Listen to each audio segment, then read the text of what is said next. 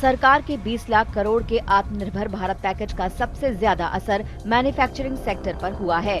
मई में एमएसएमईज के लिए guarantee free emergency credit scheme का ऐलान किया गया था। इसके बाद इन कंपनियों ने जमकर लोन लिए और प्रोडक्शन को बढ़ाने का काम किया।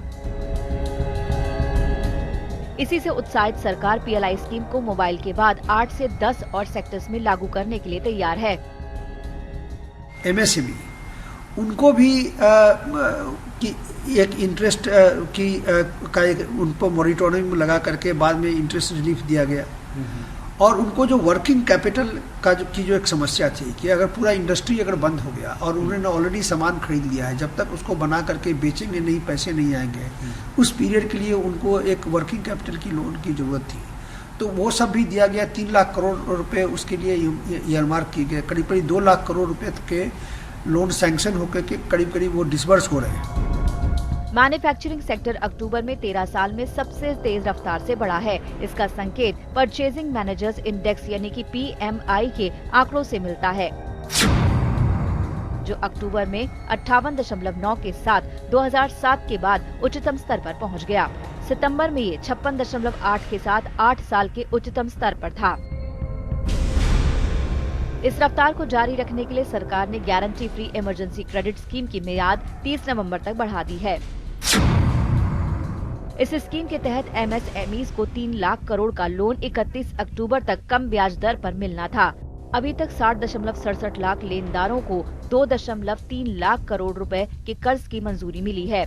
1.48 लाख करोड़ रुपए का कर्ज बांटा जा चुका है। योजना के तहत बैंकों से 9.25% और NBFC से 14% की दर पर ब्याज मिलेगा। हालांकि उद्योग जगत का मानना है कि सरकार को उन खामियों पर भी जोर देना चाहिए था जो इस कर्ज को लेने में रुकावट बन रही हैं। स्कीम अगर इतनी ही सफल थी तो फिर तय तारीख तक पूरा कर्ज क्यों नहीं लिया गया? गवर्नमेंट ने जो क्रेडिट स्कीम दी है वो एक एमएसएमईज के लिए फायदे के लिए गवर्नमेंट ने सोच के दी है, लेकिन परेशानी ये है कि जो एमएसएमईज हैं वो छोटे व्यापारी होते हैं और उनके वो जब बैंक में जाते हैं वो इतनी डॉक्यूमेंटेशन गवर्नमेंट के जो लॉज हैं उस वजह से वो स्कीम को ले नहीं पा रहे। अगर गवर्नमेंट थोड़े से अपने लॉज को और अपने नॉर्म्स को थोड़ा ईज कर दे, उनको आसान कर दे, रिलैक्स दे दे, तो वो स्कीम का हर कोई बंदा फायदा उठाएगा और उससे हमारी ग्रोथ में एमएसएमई फैक्ट्रीज को फायदा मिलेगा। इस योजना से आगे कितना फायदा मिलेगा ये फेस्टिव सीजन बीतने के बाद ही पता चलेगा, लेकिन इतना तय है कि मैन्युफैक्चरिंग सेक्टर की सभी मुश्किलों का हल अभी नहीं हो पाया है। मैन्युफैक्चरिंग सेक्टर में जो तेजी आई हुई है वो एक डिमांड जो है वेस्टर्न मार्केट में वो बहुत ज्यादा अप है, क्योंकि सारी इंडस्ट्रीज चल नहीं पा रही। कोरोना काल में लोग इंडस्ट्री को चलाना भी एक बहुत बड़ा इस टाइम काम चल रहा है। तो जो मार्केट में डिमांड है वो इस टाइम इंडस्ट्रीज प्रॉपर पूरी 100% अपना दे नहीं पा रही, तो मार्केट में डिमांड इस टाइम बढ़ी। PM 2024 के पहले $5 ट्रिलियन इकोनॉमी का लक्ष्य हासिल करने का दावा कर रहे हैं, लेकिन इसके लिए हर सेक्टर की मुश्किलों को समझना और सुलझाना होगा, तभी ये लक्ष्य हासिल हो सकता है।